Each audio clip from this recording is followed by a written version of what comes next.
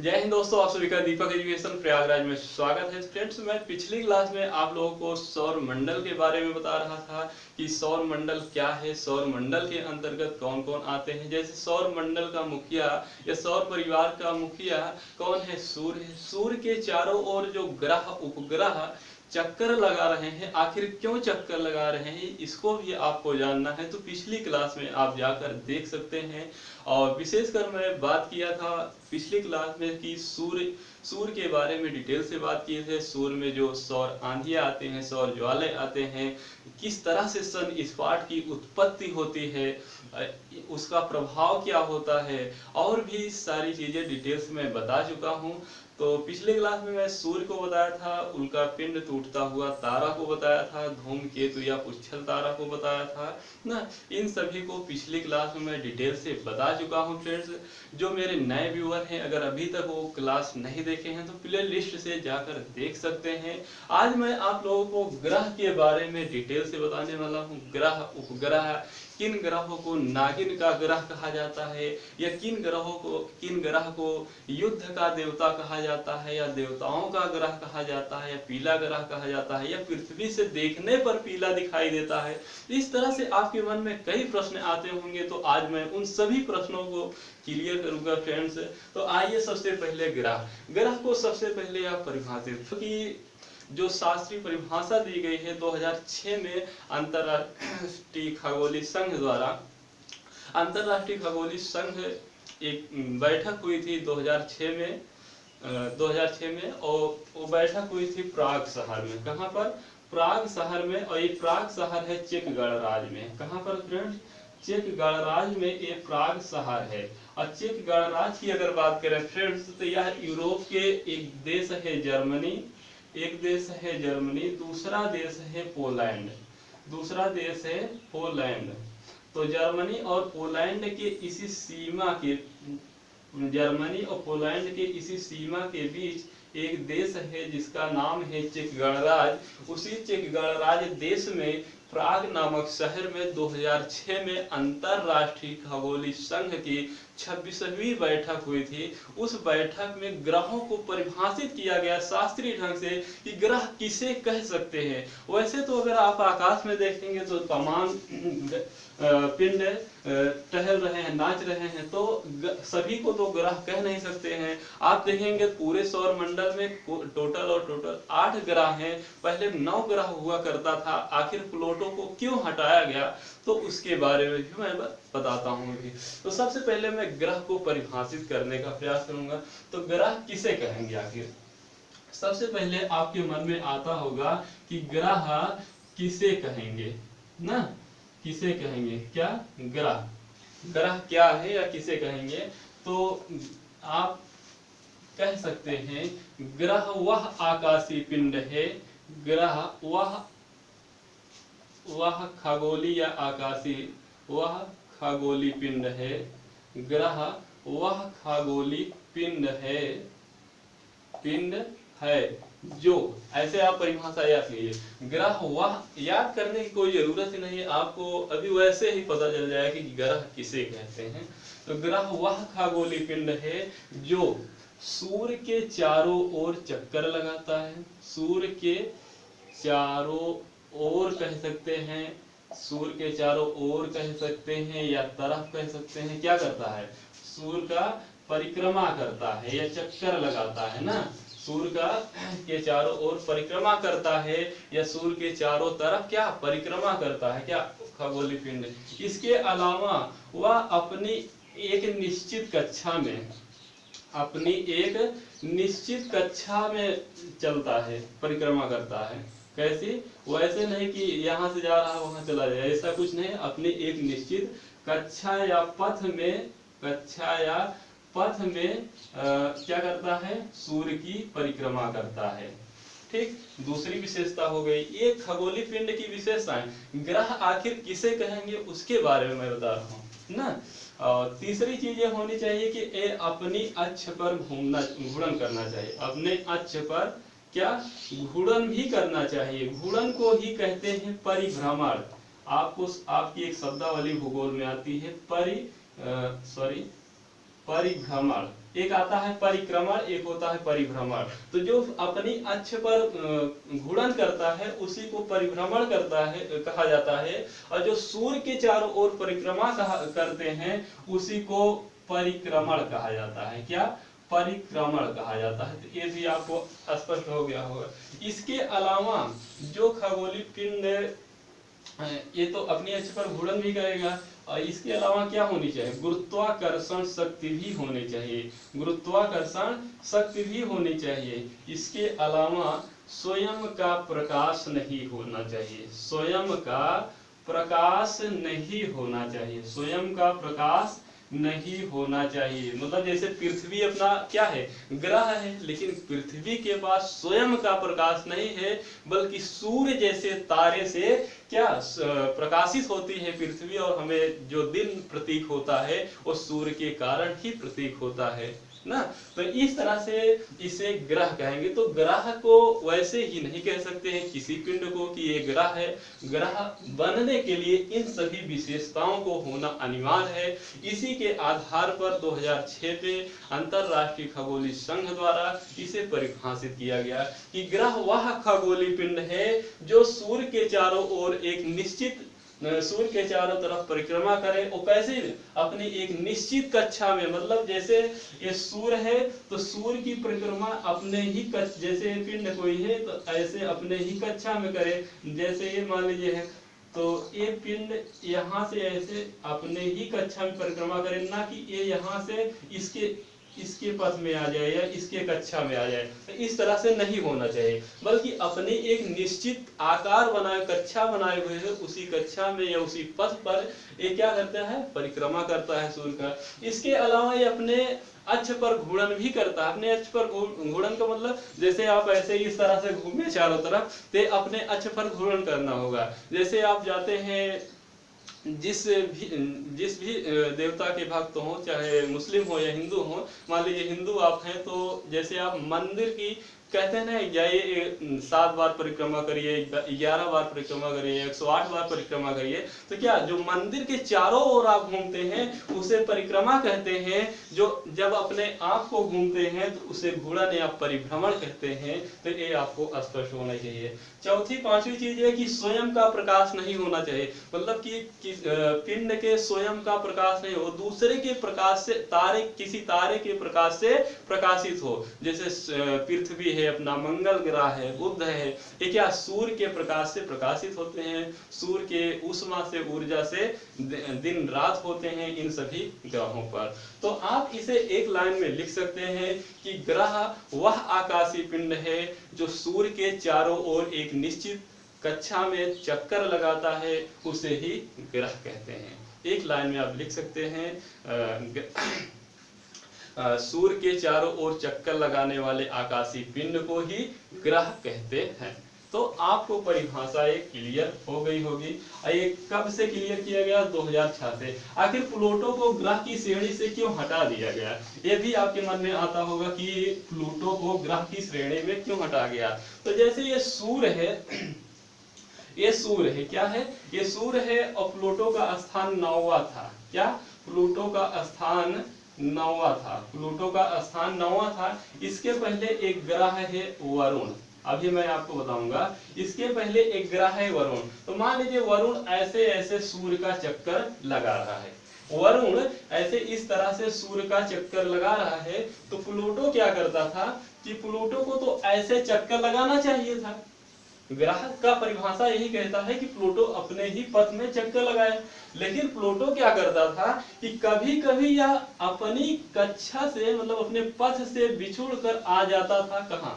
वरुण के कक्षा में, फिर पुनः अपने कक्षा में चला जाता था, फिर पुनः वरुण की कक्षा में चला आता था। इसलिए इसे ग्रह की श्रेणी से हटा दिया गया।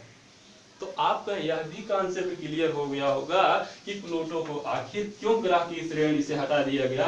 तो प्लूटो का ग्रह की श्रेणी से हटाने का मात्र यही कारण है कि वह जब परिक्रमा करता था सूर्य का, तो वह वरुण के कक्षा में वलय करता था या उनके कक्षा में चला जाता था, इसीलिए उसके पथ में चला जाता था, इसीलिए प्लूटो को ग्रह की श्रेणी से हटा दिया गया।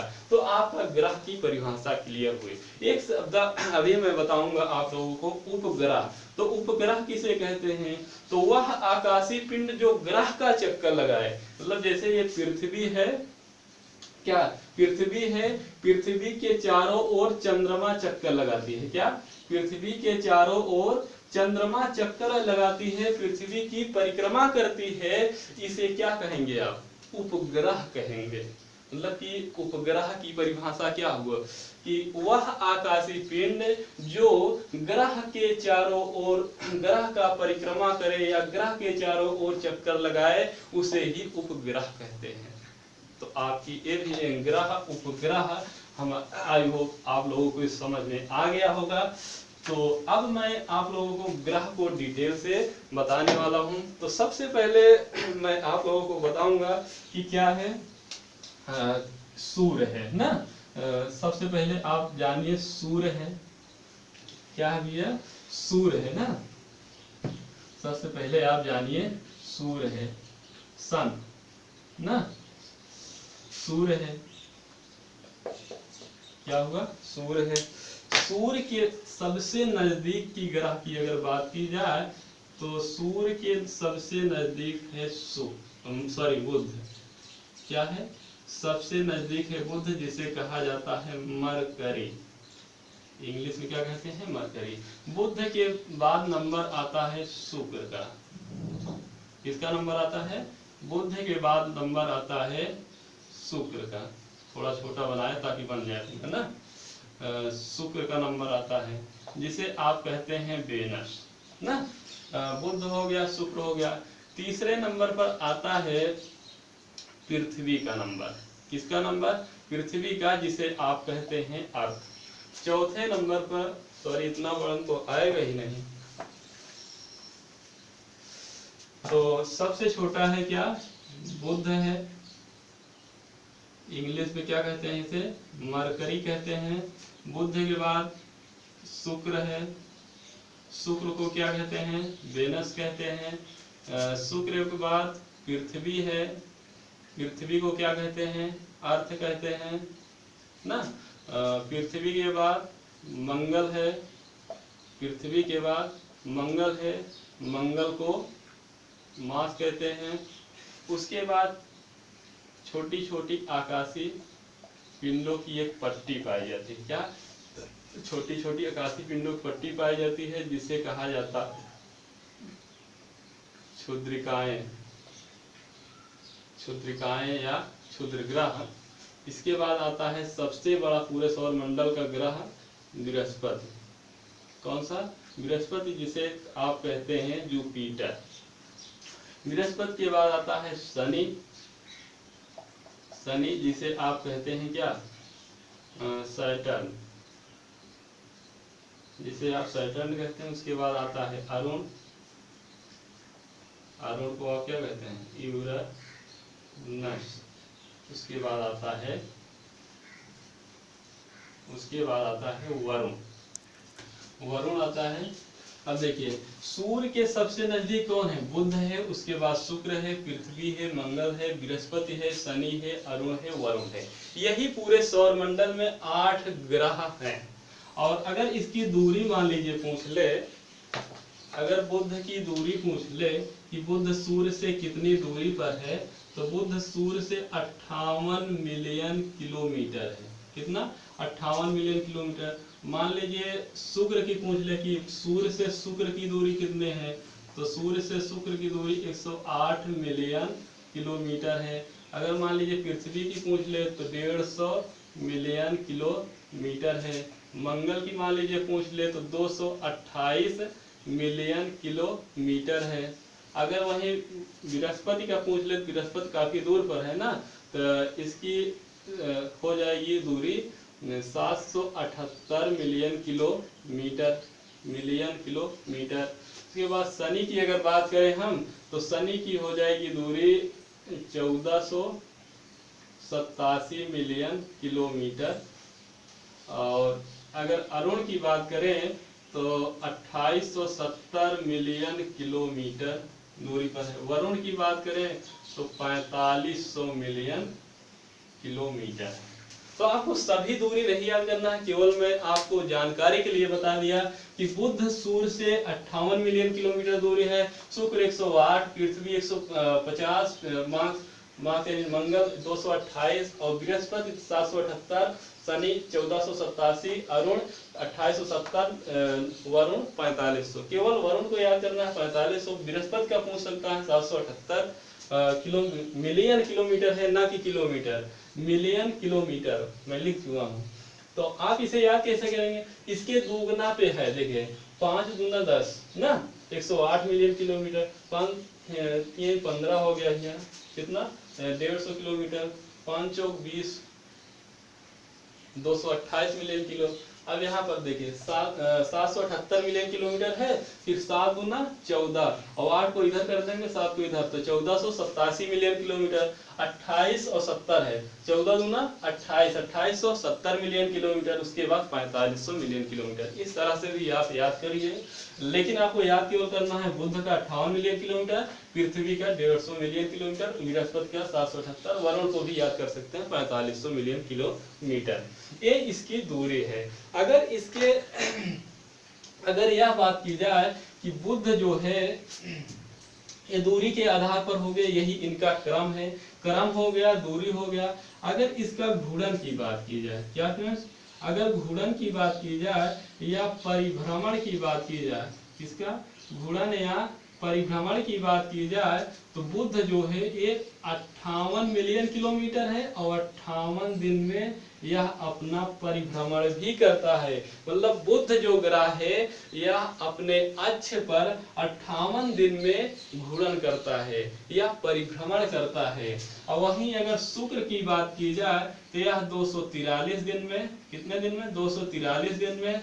और पृथ्वी अपनी कितने 24 घंटे में करती है, 24 घंटे में। और मंगल भी लगभग 24 घंटे में ही अपने अक्ष पर घूर्णन करती है या परिभ्रमण करती है। वही बृहस्पति की बात की जाए तो सबसे कम 9 घंटा 56 मिनट, 9 घंटा 56 मिनट। वही शनि की अगर बात की जाए तो 10 घंटा 40 मिनट में। और वही वरुण की अगर बात की जाए तो 17 घंटा 14 मिनट में। बिहार पीसीएस में पूछा गया था कि वरुण का जो अपने अक्ष पर घूर्णन काल है, समय है, कितना है, तो उसमें माना गया था कि 17 घंटा 9 मिनट। तो इसे भी आप याद कर लीजिएगा कि मतलब नियर अबाउट 17 घंटा के बाद 9 मिनट कहे या 14 मिनट कहे, ऐसे ऑप्शन में आपको मिलेगा तो अरुण को मार देना है।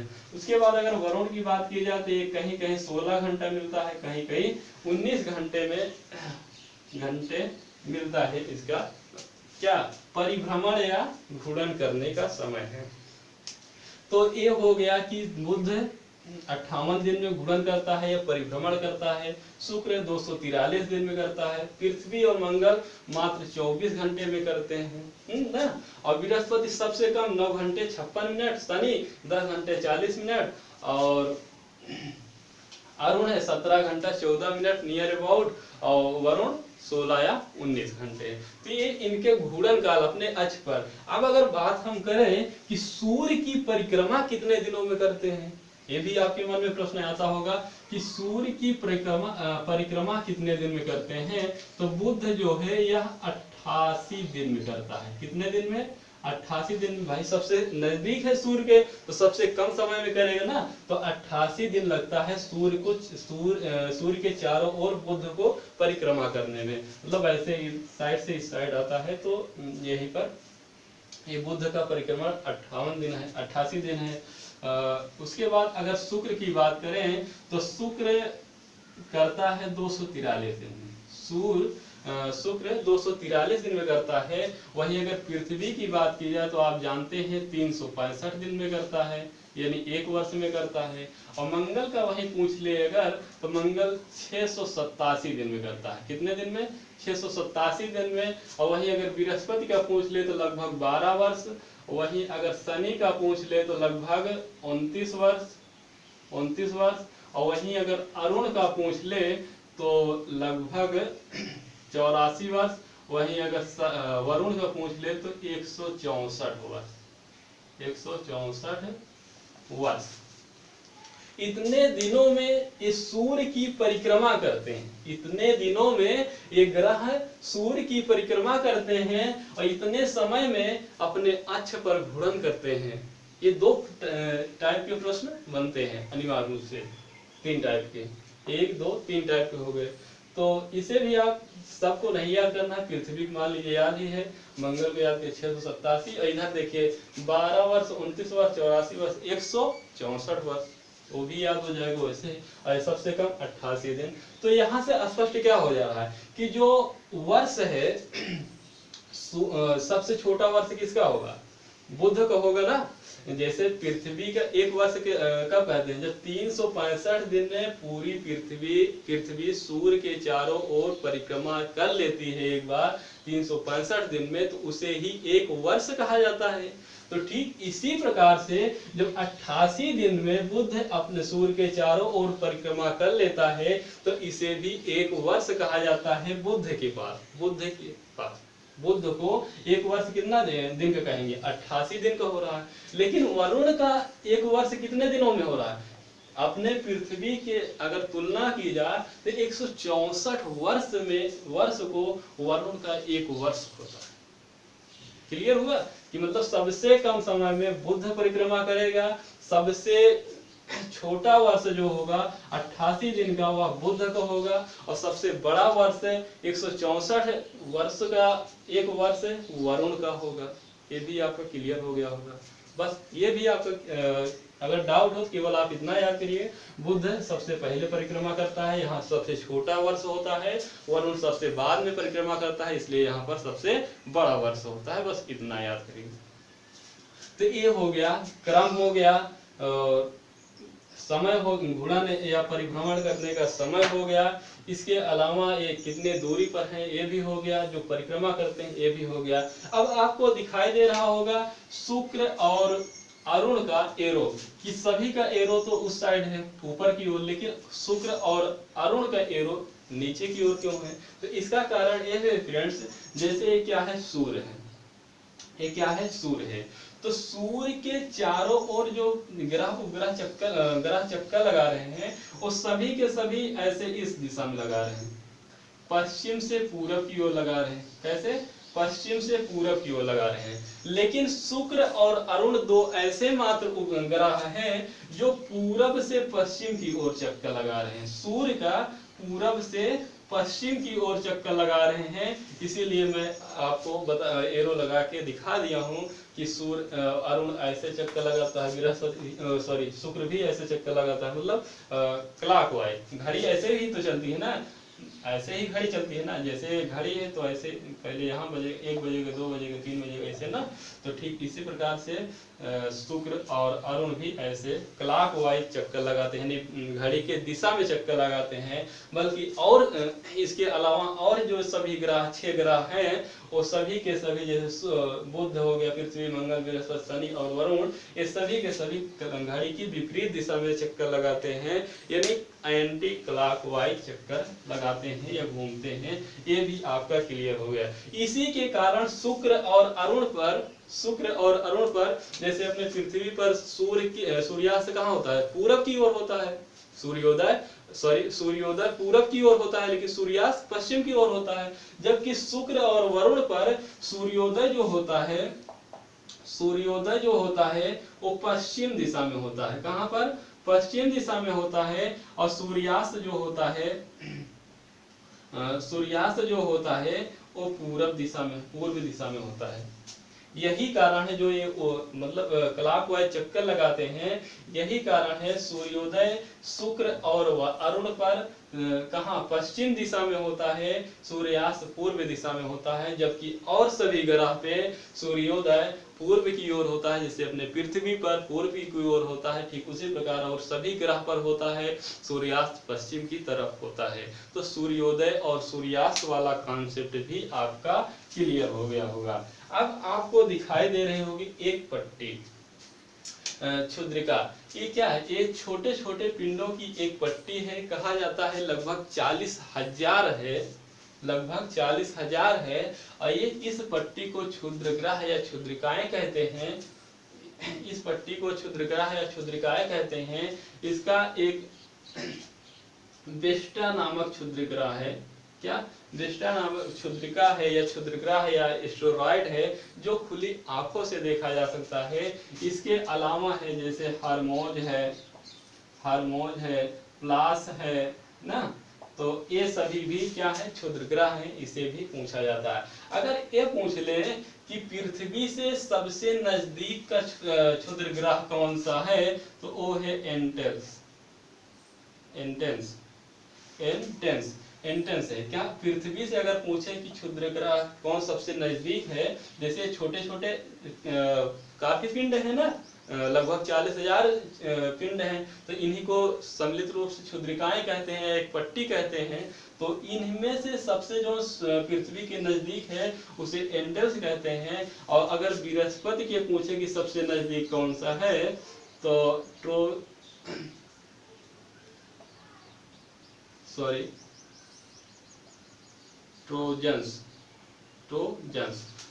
है। मतलब कि पृथ्वी के सबसे नजदीक एंटेंस है और बृहस्पति के सबसे नजदीक क्षुद्रिका की बात की जाए तो ट्रोजन्स है। तो ये भी आपका क्लियर होगा। वेस्टा एकमात्र ऐसी क्षुद्रिका है जिसे नंगी आंखों से या खुली आंखों से आप देख सकते हैं। अब देख सकते हैं इसके अलावा हार्मोज है, प्लास है, तमाम क्षुद्रिकाएं हैं।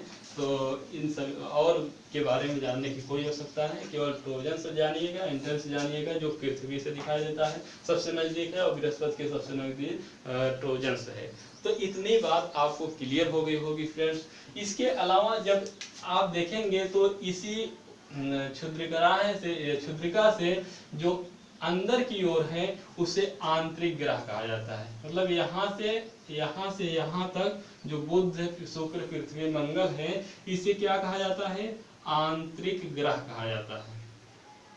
आंतरिक ग्रह कहा जाता है। जबकि जो इस पट्टी के बाहर के जितने ग्रह हैं, बाहर की ओर है, उसे बाह्य ग्रह कहा जाता है। क्या, बाह्य ग्रह कहा जाता है। मतलब इस पट्टी के अंदर वाले ग्रहों को आंतरिक ग्रह कहा जाता है, इस पट्टी के बाहर वाले ग्रह को बाह्य ग्रह कहा जाता है। और ग्रह की आपको सीक्वेंस याद हो गया होगा, बुध, शुक्र, पृथ्वी, मंगल, बृहस्पति, शनि, अरुण, वरुण। अभी भी नहीं याद हुआ हो तो एक आप कोड याद कर लीजिएगा, बस पीएम बस अब जाने दो, बस पीएम बस अब जाने दो, अब जाने दो। बा से मतलब बुध, सा से शुक्र, पी से पृथ्वी, मा से मंगल, वा से बृहस्पति, सा से शनि, आ से अरुण, वा से वरुण।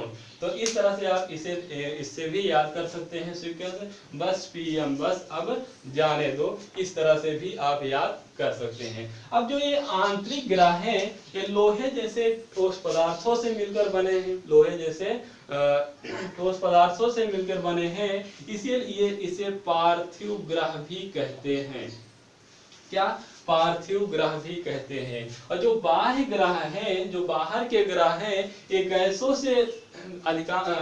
से मिलकर बने हैं, इसलिए इसे गैसियस ग्रह भी कहते हैं।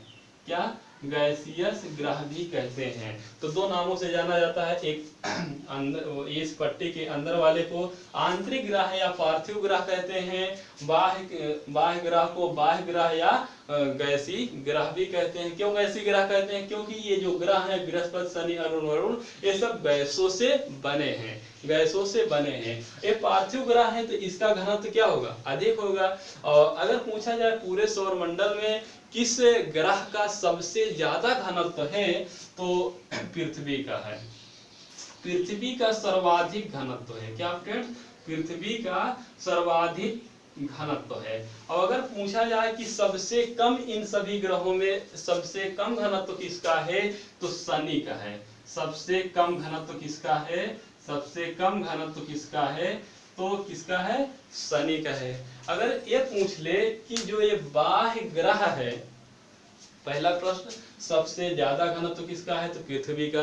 पूरे सौरमंडल में सबसे कम घनत्व, ग्रहों में केवल मैं बात कर रहा हूँ, सबसे कम घनत्व किसका है? तो शनि का है। अगर मान लीजिए पूछ ले कि इन जो बाह्य ग्रह हैं इनमें सबसे ज्यादा किसका घनत्व है, तो जाहिर सी बात है अगर बृहस्पति सबसे बड़ा ग्रह है तो बृहस्पति का सबसे ज्यादा ग्रह होगा। लेकिन अगर पूछ ले कि आंतरिक ग्रह में सबसे कम घनत्व किसका है, तो मार्स का, यानी मंगल ग्रह का सबसे कम घनत्व। इसे आप नोट कर लीजिएगा, सबसे ज्यादा घनत्व सभी ग्रहों, सबसे ज्यादा घनत्व पृथ्वी का, सबसे कम मंगल का। लेकिन अगर बाह्य ग्रहों में पूछे सबसे ज्यादा घनत्व किसका, तो बृहस्पति का।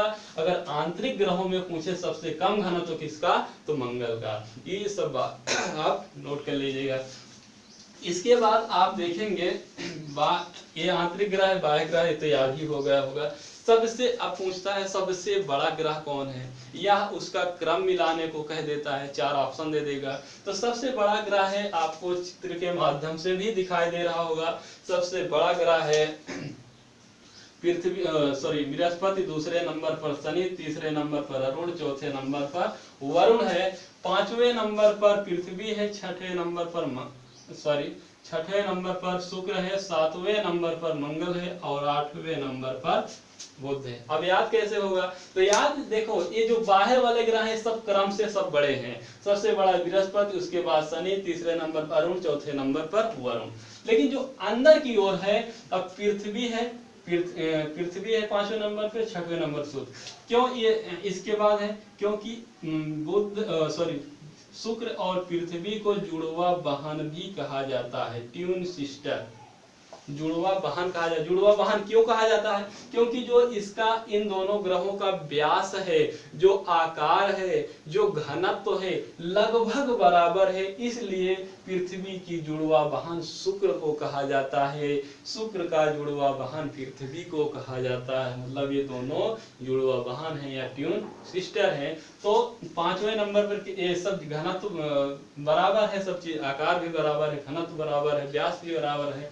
तो पृथ्वी 5वें नंबर पर आए, पृथ्वी के बाद शुक्र आ गया होगा।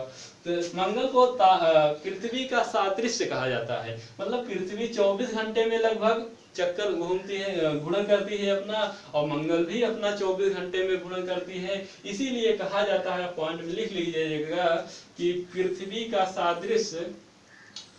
का सादृश्य कौन है, मंगल ग्रह को कहा जाता है। ग्रह मंगल ग्रह को कहा जाता है, पृथ्वी का सादृश्य मंगल ग्रह को कहा जाता है। जब पृथ्वी का सादृश्य है मंगल ग्रह, तो पृथ्वी के बाद जब शुक्र आता है, शुक्र बाद मंगल आएगा, मंगल के बाद लास्ट में बुध आ जाएगा। तो इस तरह से आप इसका क्रम भी याद कर सकते हैं। तो फ्रेंड्स, ये हुई आपके ग्रहों के बारे में डिटेल से बातें। इसके अलावा जैसे अगर बाह्य ग्रह, अगर आंतरिक ग्रह में अंतर आपको समझना है, तो अंतर आप समझ सकते हैं। जो आंतरिक ग्रह हैं, ये सूर्य के नजदीक के ग्रह हैं। क्या है, सूर्य के नजदीक के ग्रह हैं, जबकि जो ये बाहर है दूर के ग्रह हैं। यह सूर्य के नजदीक है, इसलिए इनका क्या तापमान ज्यादा होगा। ये सूर्य से दूर है, यहाँ सूर्य की रोशनी कम पहुंचेगी, इसलिए इनका तापमान कम होगा। और ये बड़े हैं, इसलिए इन सभी ग्रहों की अपेक्षा ये बड़े हैं, इसलिए इनका घनत्व ज्यादा होगा, और ये छोटे हैं इसलिए इनका घनत्व कम होगा। तो इस तरह से आप अंतर कर सकते हैं। ये पार्थिव ग्रह है, गैसियस ग्रह है, यहाँ पर सौर पौने आते हैं, सौर ज्वाले आते हैं, जबकि यहाँ तक नहीं पहुंच पाते हैं। तो इस तरह से बहुत, अब आप अगर मेंस लिखने जा रहे होंगे भूगोल से, तो वहाँ जरूरत है। बाकी आप प्रीलिम्स में पीसीएस तक आप अगर एग्जाम दे रहे हैं तो इतने से काम चल जाएगा फ्रेंड्स। तो ये ग्रहों के बारे में डिटेल से सामान्य परिचय हो गया। अब फ्रेंड्स, एक एक ग्रह के बारे में मैं आप लोगों को डिटेल से बताऊंगा। तो सबसे पहले ग्रह है, इन ग्रहों में सबसे पहला अगर ग्रह की बात की जाए, बुध है। कौन सा है, बुध है। तो इन सभी ग्रहों को अब मैं डिटेल से एक एक ग्रह के बारे में बताऊंगा। तो बुध है, बुध ग्रह को वाणिज्य एवं निपुणता का ग्रह कहा जाता है। कितना, वाणिज्य एवं निपुणता का ग्रह कहा जाता है। वाणिज्य एवं निपुणता का ग्रह किसे कहा जाता है, बुध का ग्रह। अब आप पॉइंट वाइज पॉइंट लिख लीजिए। बुध ग्रह को कहा जाता है। दूसरे नंबर पर बुध ग्रह सूर्य के सबसे निकट है। क्या? सूर्य के सबसे निकट है, सूर्य के सबसे निकट है। तीसरी चीज है कि यहाँ पर वायुमंडल नहीं पाया जाता है, यहाँ पर वायुमंडल नहीं पाया जाता है। क्या? वायुमंडल नहीं पाया जाता। आपसे प्रश्न पूछेगा किस ग्रह पर वायुमंडल नहीं पाया जाता, तो आप बताएंगे कि बुध ग्रह पर वायुमंडल नहीं पाया जाता। जब वायुमंडल नहीं पाया जाता है तो बुध पर ऊष्मा अवशोषी जैसे गैसें भी नहीं टिकेंगे, जैसे कार्बन डाइऑक्साइड, सल्फर डाइऑक्साइड, ये सब गैसें टिकेंगे ही नहीं। क्यों? क्योंकि वायुमंडल ही नहीं है तो कहां से टिकेंगे ना। तो इसी कारण सूर्य के सबसे नजदीक होते हुए भी बुध ग्रह पूरे सौर मंडल में सबसे गर्म ग्रह इसे नहीं कहा जाता, क्योंकि यहाँ पर ऊष्मा अवशोषी जैसे गैसें ही जब नहीं टिकती तो सूर्य की किरणें जितनी भी बुध ग्रह पर आती हैं दिन में, रात में उतने वापस चली जाती हैं। इसलिए यहाँ का जो तापांतर होता है वो सर्वाधिक तापांतर होता है। क्या फ्रेंड्स? सर्वाधिक तापांतर होता है, सर्वाधिक तापांतर होता है। दिन में इसका टेम्परेचर 427 डिग्री सेल्सियस तक पहुंच जाता है, जबकि रात में -173 डिग्री सेल्सियस चला जाता है। अगर इसको आप ऐड करेंगे तो लगभग 600 डिग्री सेल्सियस का तापांतर है। तापांतर का मतलब समझते हो ना, मतलब कि दिन का टेम्परेचर सबसे हाई 427 मान लीजिए चला गया, रात में सबसे ठंडा 173 -173 चला गया, तो इसे आप जोड़ देंगे तो इसी को तापांतर कहा जाता है। यहाँ पर सर्वाधिक तापांतर पाया जाता है। इसके अलावा इस ग्रह पर फ्रेंड्स प्रसुप्त ज्वालामुखी भी पाए जाते हैं। अगर पूछे कि किस ग्रह पर प्रसुप्त ज्वालामुखी पाए जाते हैं, वैसे पृथ्वी सभी ग्रह पे पाए जाते हैं, लेकिन सर्वाधिक बुध ग्रह पे प्रसुप्त ज्वालामुखी पाए जाते हैं। इसके अलावा क्रेटर भी पाया जाता है। क्या?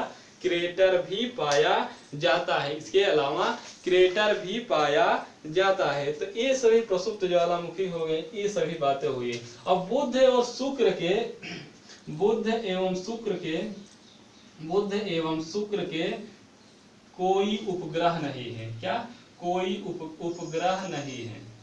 बुध और शुक्र के उपग्रह नहीं है, ये भी बात आपको ध्यान देना है। अब आपको केवल बुध के बारे में इतना जानना है कि बुध सूर्य से 58 मिलियन किलोमीटर दूरी पर है। 58 दिन में यह अपना परिभ्रमण करता है, घूर्णन करता है।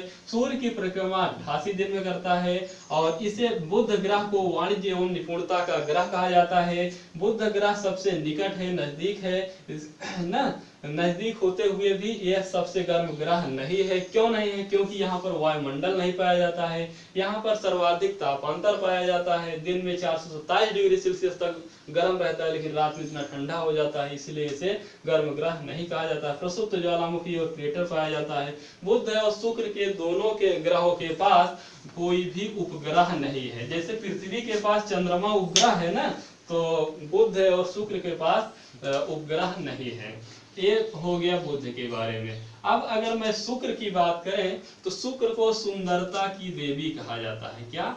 सुंदरता की देवी कहा जाता है। शायद आज पहली बार आप लोग सुन रहे होंगे। शुक्र ग्रह को सुंदरता की देवी कहा जाता है, क्योंकि यहाँ पर क्या है, यहाँ पर सर्वाधिक ताप है। सर्वाधिक क्या है? तापमान है। जब सर्वाधिक तापमान क्यों है? क्योंकि यहाँ पर CO2 SO2 के बादल पाए जाते हैं। क्या फ्रेंड्स? बादल पाए जाते हैं। कार्बन डाइऑक्साइड, सल्फर डाइऑक्साइड के बादल पाए जाते हैं शुक्र ग्रह पर। जब सर्वाधिक तापमान है, कार्बन डाइऑक्साइड की मात्रा कहा जाता है 97% है लगभग। किसी बुक में लिखा है 97% कार्बन डाइऑक्साइड शुक्र ग्रह। तो जब पृथ्वी पर मात्र 0.03% है, तब जून के माह में हम लोगों को क्या हाल हो जाता है। और बताओ, यहाँ पर 97% है कार्बन डाइऑक्साइड, और किसी किसी बुक में लिखा है 90 से 95% है। तो इसे भी आप दिमाग में रखे रहिए, पूछा नहीं जाएगा डायरेक्टली कितने परसेंट कार्बन डाइऑक्साइड पाया जाता है शुक्र पर। तो जब इतना तापमान है, यह हमेशा गर्म बना रहता है फ्रेंड्स, हमेशा चमकता गर्म रहता बना रहता है, इसलिए खूबसूरत सुबह और शाम दोनों दिखाई देता है। गाँव के आप होंगे अगर, तो लोग कहते हैं कि सुबह जब होते हैं तो सुकवा उग गया, कहते हैं सुकवा उग गया। इसका मतलब ये हुआ कि शुक्र ग्रह ही दिखाई देता है। जो शुक्र ग्रह सुबह को भी दिखाई देता है, शाम को भी दिखाई देता है, इसीलिए शुक्र ग्रह को भोर का तारा और सांझ का तारा भी कहते हैं। भोर का तारा या सायं या सांझ का तारा भी कहते हैं। इसे इंग्लिश में क्या कहेंगे, मॉर्निंग स्टार और इवनिंग स्टार के नाम से जाना जाता है। यहाँ पर प्रेशर कुकर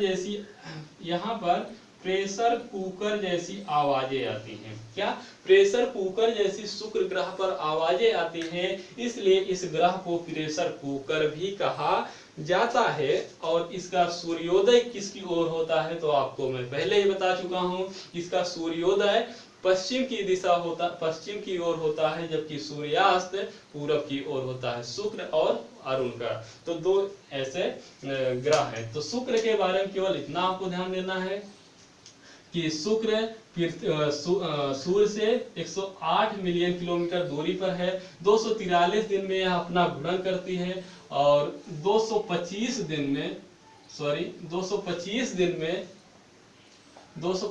में सूर्य की परिक्रमा करता है और इसे सुंदरता की देवी कहा जाता है। सर्वाधिक तापमान है। क्यों है सर्वाधिक, क्योंकि यहाँ पर उष्मा अवशोषी गैसें पाई जाती हैं, जैसे कार्बन डाइऑक्साइड, सल्फर डाइऑक्साइड, और इसे यह हमेशा चमकता हुआ दिखाई देता है और ये मतलब सुबह शाम दोनों दिखाई देता है। तो इसे भोर का तारा या मॉर्निंग स्टार या सांझ का तारा, इवनिंग स्टार के नाम से भी जाना जाता है। इसे प्रेशर कुकर भी कहा जाता है। और इसके उपग्रह की अगर बात की जाए तो इसके पास उपग्रह नहीं है। क्या उपग्रह नहीं है। ऐसे शुक्र को पृथ्वी के जोड़वा वाहन भी कहा जाता है। तो इस तरह से शुक्र के बारे में हो गया। इस तरह ये शुक्र के बारे में डिटेल से हो गई बात। अब अगर मैं बात करूं पृथ्वी की, तो इसे जीवन ग्रह कहा जाता है। जीवन ग्रह क्यों कहा जाता है, क्योंकि जब आप जिंदा हैं तो जीवन ग्रह इसीलिए कहा जाता है। या इसे नीला ग्रह भी कहा जाता है, क्योंकि पृथ्वी पर सर्वाधिक मात्रा में जल की है। आप जानते हैं 71%, 71% क्या है, पूरे पृथ्वी में जल है। मात्र 29% भूखंड है, जिस पर हम लोग रह रहे हैं, निवास कर रहे हैं, कारोबार कर रहे हैं। इसे ग्रीन प्लैनेट भी कहते हैं। लेकिन जब आपसे एग्जाम में पूछेगा तो इस ग्रीन प्लैनेट को हिंदी में लिखे रहेगा, इसे आप ध्यान दीजिएगा। ग्रीन प्लैनेट भी कहते हैं, मोस्ट इंपॉर्टेंट क्वेश्चन है। इसके अलावा पृथ्वी 23.5 डिग्री अपने अक्ष पर झुकी है। 23.5 डिग्री अपने अक्ष पर झुकी है। और इसका अगर आकृति पूछा जाए तो गोलाभ है। कैसा है, गोलाभ है। अंडे की आकार के नहीं, गोलाभ है। कहते नहीं अंडे की आकार की है, गोले का। गोलाभ का मतलब ये होता है जैसे आप वृत्त बनाते हैं, एकदम गोला बनाते हैं, लेकिन ये आप यहाँ बिंदु रखिए, यहाँ से ऐसे मिलाए यहाँ, मतलब कि ये बिंदु नजदीक होंगे और इधर भाग थोड़ा से बढ़ा हुआ होगा, इधर भी भाग थोड़ा सा बढ़ा होगा, तो इसी को गोलाभ आकृति दिया जाता है, या इसी को जियाड के नाम से भी जाना जाता है। तो पृथ्वी के बारे में, और इसके अगर उपग्रह की बात करें, पृथ्वी के उपग्रह की अगर बात करें, तो पृथ्वी के पास मात्र एक उपग्रह है जिसे कहा जाता है चंद्रमा। क्या, चंद्रमा के नाम से जाना जाता है। आप जानते हैं चंदा मामा के नाम से भी जानते हैं आप अपने स्थानीय भाषा में। अब चंद्रमा की अगर मैं बात करूं फ्रेंड्स, तो चंद्रमा के 59% भाग पर सूर्य की रोशनी पहुंचती है या सूर्य की किरणें पहुंचती है। कितने परसेंट भाग पर, 59% भाग पर। अब आप कहेंगे शेष भाग पर, तो अंधेरा बना रहता है, जिसे शांत सागर के नाम से जाना जाता है। शेष भाग पर अंधेरा बना रहता है, जिसे शांत सागर के नाम से जानते हैं। और आपको यह जानकर आश्चर्य होगा कि इस शांत सागर पर सबसे पहले 18 जुलाई 1969 ईस्वी को नील आर्मस्ट्रांग जी गए थे। कौन?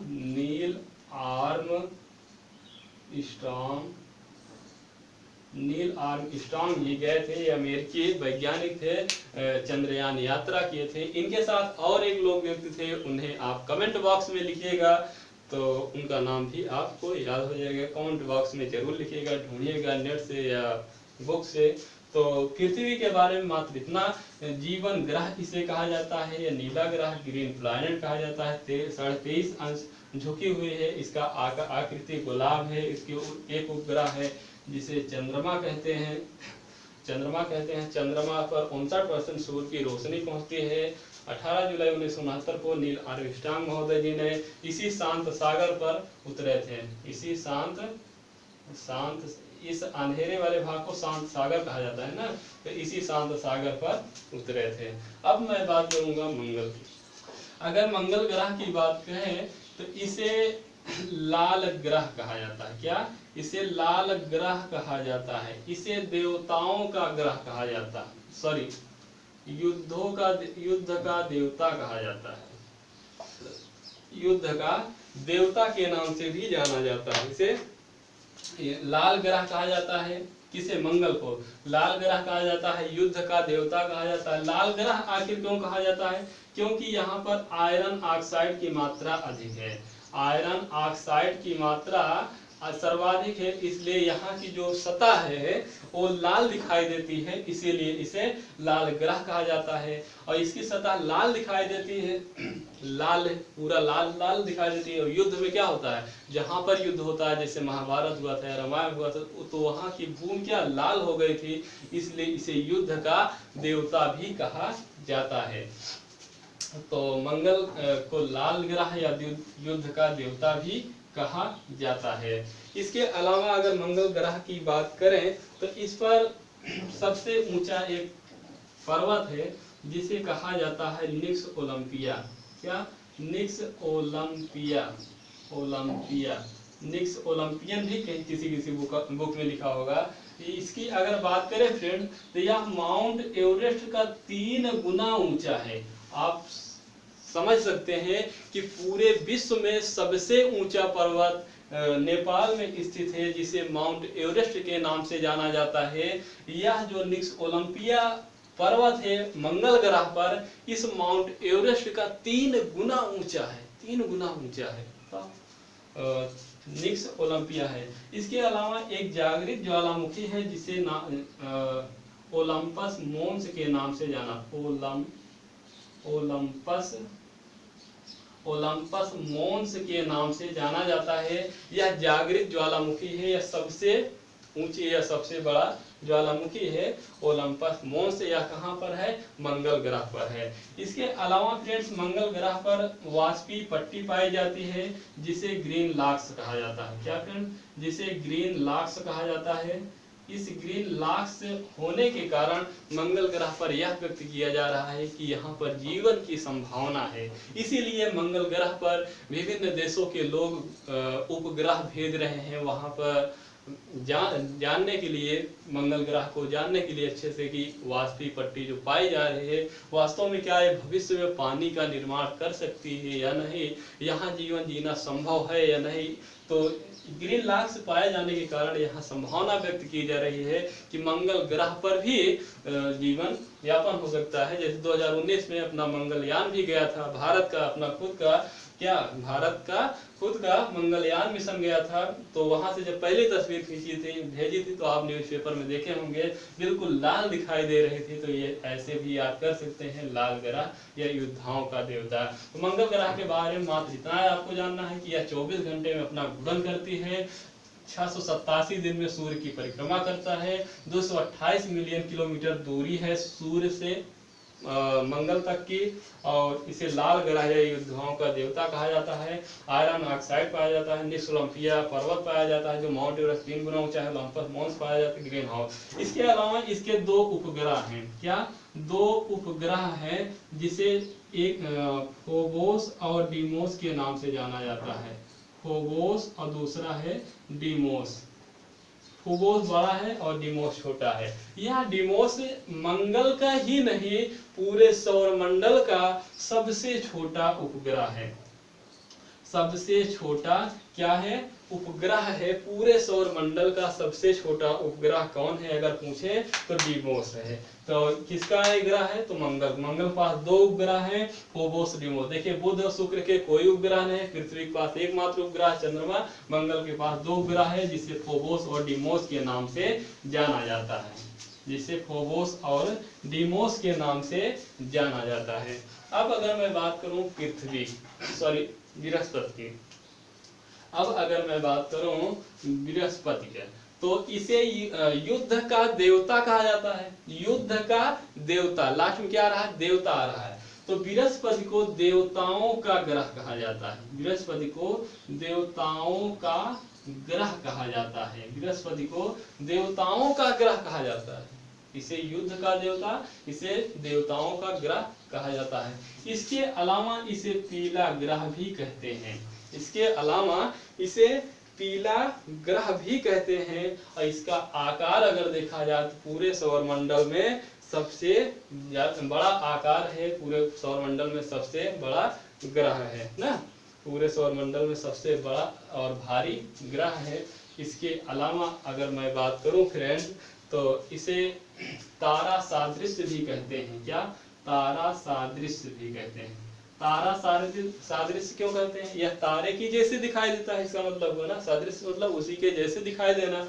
तो तारा सादृश्य मतलब तारे के जैसे क्यों? क्योंकि यहाँ से रेडियो ऊर्जा जनरेट होती। क्या? रेडियो ऊर्जा निकलती है। इस ग्रह से रेडियो ऊर्जा निकलती है, इसीलिए इसे लघु सौर तंत्र भी कहा जाता है। लघु सौर तंत्र भी कहा जाता है। अगर प्रश्न पूछे कि लघु सौर तंत्र किस ग्रह को कहा जाता है, किस ग्रह को कहा जाता है, तो बृहस्पति के। इसके बाद अगर इसके उपग्रह की बात करें फ्रेंड्स, अगर इसके उपग्रह की बात की जाए तो इसके उपग्रह में अगर सबसे बड़ा उपग्रह की बात की जाए तो गैनीमीड है। गैनीमीड है। इसके बाद यूरोपा है। गैनीमीड है, यूरोपा है, कैलिस्टो है। क्या है फ्रेंड्स? कैलिस्टो है। इसके बाद लो है। इसी लो को आयो भी कहते हैं। तो ये चारों उपग्रह गैलीलियो के द्वारा खोजा गया था, इसलिए इसे गैलीलियो उपग्रह भी कहा जाता है। ये सारे के सारे उपग्रह गैलीलियो के द्वारा खोजा गया था, इसलिए इसे गैलीलियो उपग्रह भी कहते हैं। और यह गैनीमीड बृहस्पति का ही नहीं पूरे सौर मंडल का सबसे बड़ा उपग्रह गैनीमीड है। बृहस्पति का ही नहीं पूरे सौर मंडल का अगर सबसे बड़ा ग्रह पूछा जाए तो गैनीमीड है। तो बृहस्पति के बारे में इतना ही जानना है। इसे जुपिटर कहते हैं। जुपिटर एक रोमन देवता का नाम है, इसलिए इसे देवताओं का ग्रह या पीला ग्रह कहते हैं। इसे तारा सादृश्य भी कहते हैं क्योंकि इसे रेडियो ऊर्जा निकलती है। इसे लघु सौर तंत्र भी कहते हैं। इसके उपग्रह की बात की जाए गैनीमेड है, यूरोपा है, कैलिस्टो है, लो है। और इस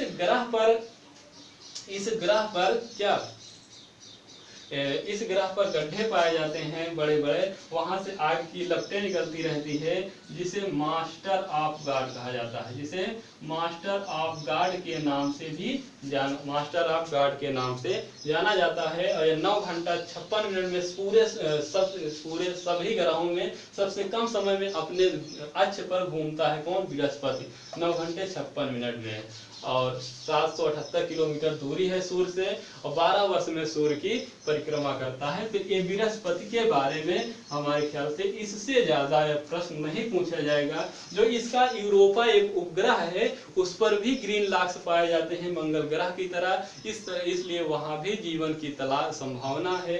तो वहां भी भेजे जा रहे हैं क्या उपग्रह हैं। तो अब मैं बात करूंगा शनि का। शनि को इंग्लिश में सैटर्न कहते हैं। शनि को काला ग्रह भी कहा जाता है। शनि को काला ग्रह कहा जाता है। शनि को ही कृषि का देवता कहा जाता है। शनि को ही कृषि का देवता कहा जाता है। शनि को ही जल में तैरता हुआ ग्रह कहा जाता है। क्यों? क्योंकि शनि का सबसे कम घनत्व है, सभी ग्रहों में सबसे कम घनत्व शनि का है। और आप जानते हैं कि कम घनत्व वाली चीजें पानी पर तैरती हैं, ये भी आप जानते हैं। तो शनि को जल या पानी में तैरता हुआ ग्रह, जल या पानी में तैरता हुआ, जल पर तैरता हुआ ग्रह भी कहा जाता है। इसी ग्रह को नगीना ग्रह भी कहा जाता है। इसी ग्रह को नगीना ग्रह भी कहा जाता है। नगीना ग्रह क्यों कहा जाता है? क्योंकि जो इस शनि ग्रह है, इस पर वलय पाए जाते हैं। क्या फ्रेंड्स? इस पर वलय पाए जाते हैं, इस ग्रह पर वलय पाए जाते हैं, या छल्ला जिसे आप कहते हैं, छल्ले पाए जाते हैं। और कहा जाता है लगभग 10 छल्ले पाए जाते हैं। इन सभी छल्लों में क्या है? तो गैस भरी, ठोस गैसें भरी हुई हैं, बर्फ भरी हुए हैं ना, ये सारी चीजें गैसें भरी हैं, बर्फ भरी हुई हैं, धूल कण भरे हुए हैं। तो ये सभी जब भरे हुए हैं तो ये खूबसूरत दिखाई देता है। क्या? खूबसूरती के नंबर में शनि ग्रह भी खूबसूरत दिखाई देता है इन ग्रहों की ये छल्लों की वजह से। और ये इसका आप छल्ला अगर देखेंगे तो एक रिंग के आकार का दिखाई देता है। तो रिंग के आकार का ग्रह पूछे तब भी शनि को ग्रह कहते हैं। ये सभी वलय छल्ले चारों तरफ से लगे हुए हैं, एक जैसे नागिन लपेटे हुए हैं, इसीलिए इसे नगीना ग्रह के नाम से भी जाना जाता है। इसे नगीना ग्रह के बारे में भी जाना जाता है। अगर इसका सबसे बड़ा उपग्रह पूछे तो टाइटन है। क्या है?